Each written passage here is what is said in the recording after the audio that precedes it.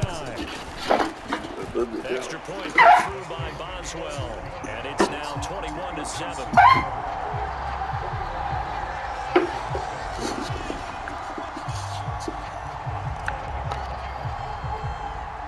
So not much time to work with here. 9 seconds remain in the half as this one is away. From the 10. And they'll get him down inside the 30 at the 27.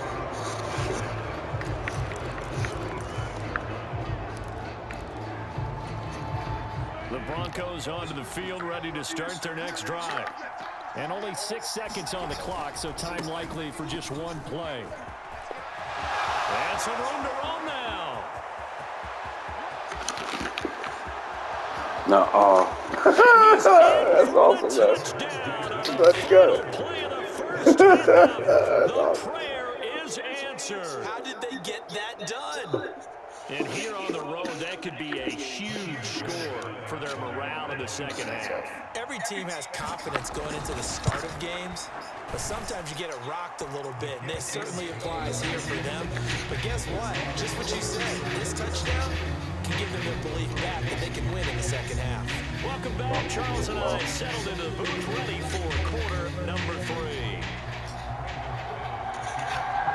So time for the second half as the Steelers have the lead, and they will also be receiving the football here to start the third quarter. Here's Sims now from his end zone.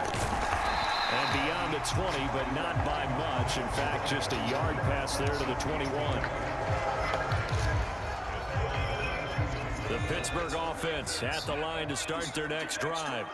And, Charles, they've got the lead. I would imagine the overall halftime tone was a positive one, but what do you think the talking points were in the locker room? Well, if there were 3 talking points at the half, partner, all of them were about turnovers because they were pretty loose with the ball. Otherwise, this lead could be even bigger. Now, I don't think that they overly harped on it, but I think they told them, guys, if you want to keep calling those plays that are exciting, you've got to take care of the ball. Otherwise, we may have to dial things back a little bit.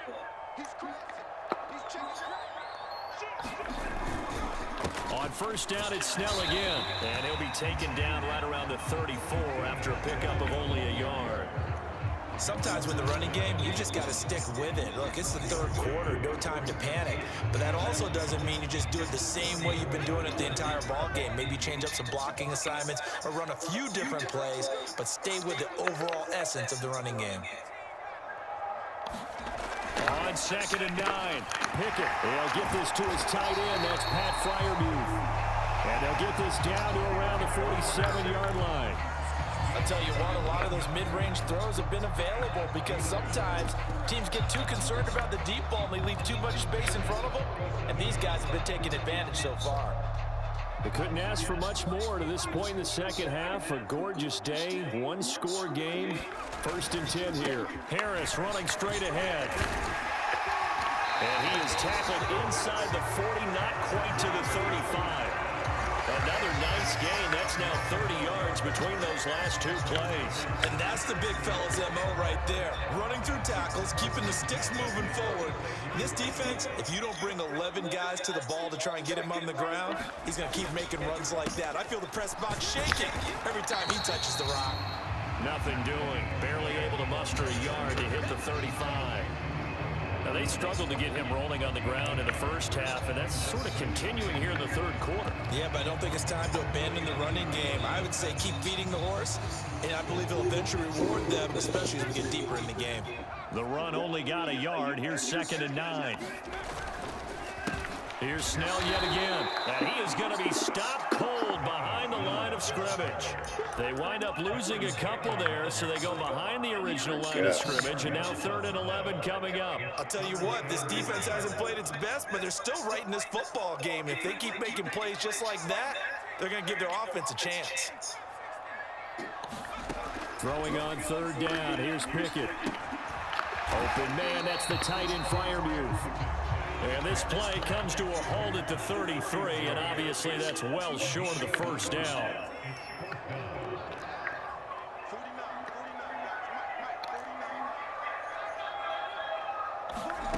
Here we go. It's Pickett on 4th down.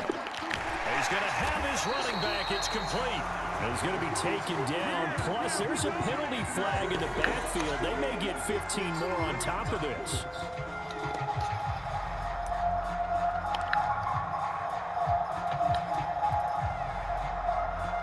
So 1st and 10 after a big mistake on 4th down with a penalty. They run straight ahead with Snell. And here he'll get it down to the 7. It's a pickup of 4, and it'll bring up 2nd down. Well, if you're going to have a relay race, you're probably going to pick your backs and receivers to run it, but don't underestimate the conditioning of the offensive line. They're out there just dictating things, staying on the field, and keeping a long drive going. To throw on 2nd and 6, Pickett. That throw finds Pickens in the end zone. Touchdown, Steelers. A 7-yard touchdown grab. And the Steelers take the opening kickoff of the 3rd quarter and drive right down the field to extend their lead. Boswell good with the extra point, and the lead now up to 14.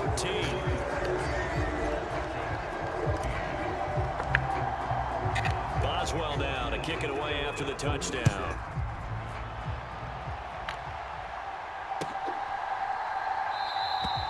And they'll put up the stop sign there as his guys will get it at the 25.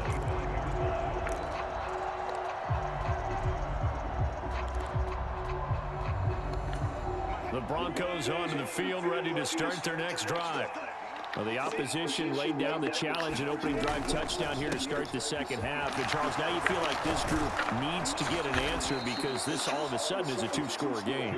Yeah, you're right about that. What was a small, manageable spread to overcome, a little bit more daunting now. I think you're exactly right. Pressure is on because you don't want them getting the ball back with a chance to really extend this lead out. They stick to the ground game on 1st down. It's Williams. He's going to be out of bounds on what's going to wind up being the final play of quarter number 3. 3 quarters have come and gone. We'll return with more after this break. You're watching the NFL on EA Sports. That his pass is intercepted for the 4th time today. Picked off by Cameron Sutton.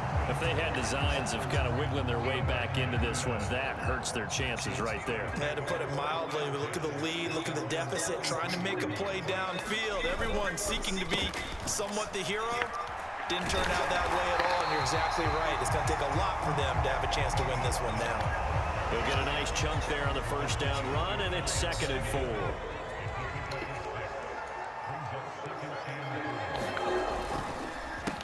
Now a give here to Snell. And he's got it across midfield and into Denver territory. And he got half of what he needed there, 2 yards. And it'll bring up a 3rd and 2 more. Brandon, I've got to think this offensive line has got some smiles on its faces. And I know it sounds crazy, but they practiced for this back in training camp. They knew they'd be in situations where there'd be extra defenders in the box coming after them, trying to keep them from locking down a game. Right now, they want to show the world they're up to the challenge. How about that there? No frills, no additives, right? Nothing crazy.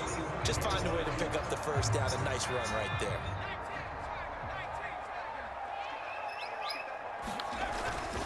Now a 1st down carry for Harris. And a strong run there as he'll take this all the way down to the 35.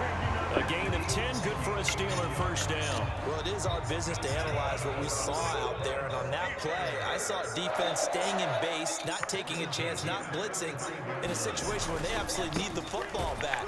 That's either a case of overthinking it or not thinking it through. If you do blitz, do you have to be careful about where you're coming from, or are you just coming from all angles? You have to be careful about where you're coming from, obviously, but at this stage, you have to take a few chances as well. So after the loss of a yard, they'll look to push forward here on 2nd down and 11.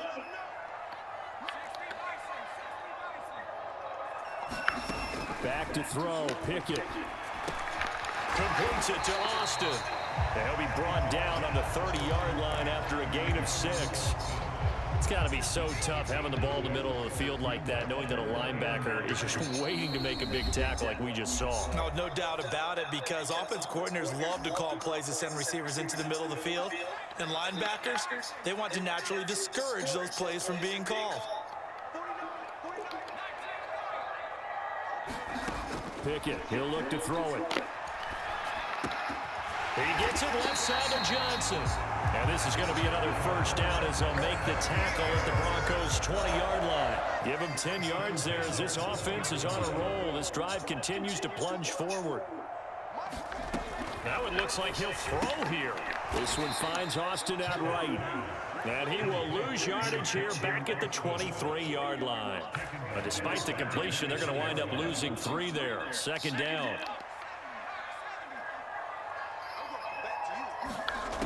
Pickett back to throw. And this is going to be intercepted. Picked off by Josie Jr. And the Broncos are going to get the football here as the ball will come out to the 20. Certainly not what he was hoping for, Charles. That's now 3 interceptions in this ball game. But there's a lot of knowledge to be gleaned every time you throw an interception if you do things the right way. And hasn't there been a pretty darn good quarterback along the way who threw a lot of interceptions early, learned from them, and became great later? Who would that be? That'd be one Peyton Manning threw 28 his rookie year. That's the NFL record. How'd things turn out for him? I think okay. He's a guy in all the commercials now, right? Yeah, I think he's doing okay. Another throw there off the mark, and obviously he's battled all of the interceptions. Things just haven't been true to form for him. I don't know. What do you think's going on out there, CD? That's a great question, and my suspicion is he's been coached really well to not show that he's having a problem. No matter what, you keep throwing the football with confidence. Well, we're not seeing a confident thrower right now.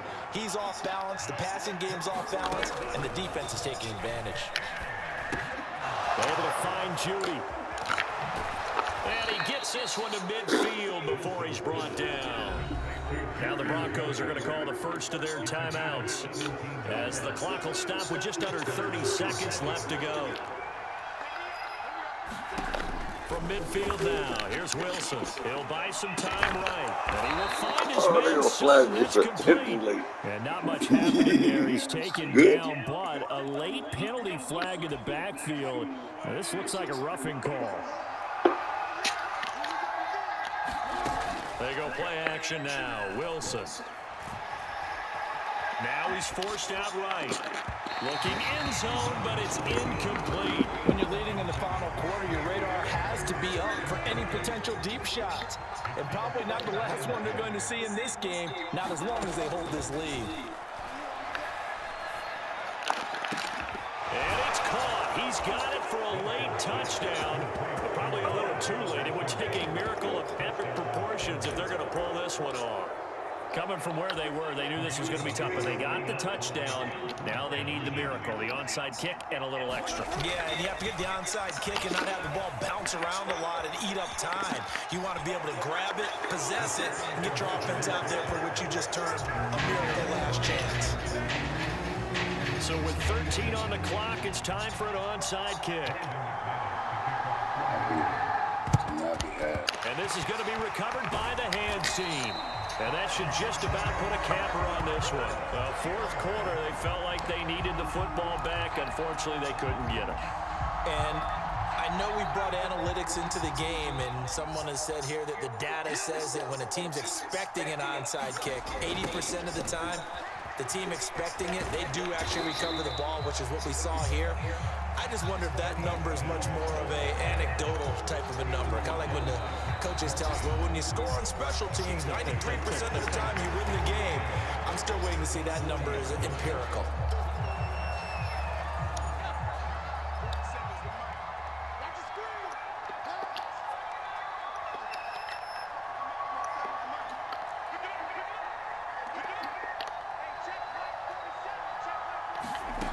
Pickett. And he's going to be sacked. They sack him back right at the midfield stripe.